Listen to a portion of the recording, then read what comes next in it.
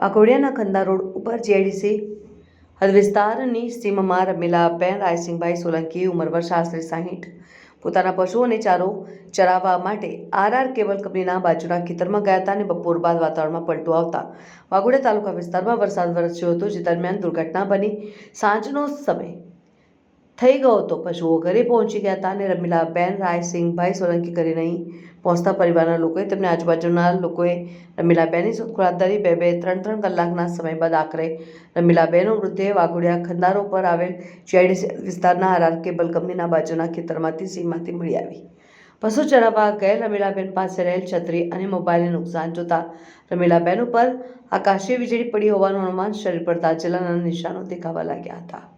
વાઘોડિયાના ST depot પાસે આવેલ છાત્રાલય પાછળના ફળિયામાં રહેતા રમીલાબેન રાયસિંગભાઈ સોલંકી નામની આધેડ મહિલાનું મોત થતાં પરિવારમાં શોકની લાગણી છવાઈ ગઈ।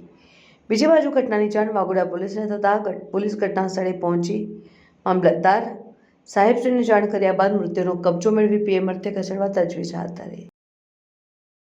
ઘેર આવતી રહી અને પછી તપાસ કરવા મેં કીધું એકમ ના આવ્યા એટલે હું તપાસ કરવા ગયો ત્યારે શું થાય જોયું ત્યાં તો વીજળી પડેલી અને તે તો મોબાઈલ એમ ફેંકી દીધો એમ છે છટાપાટ પડી રહેલા।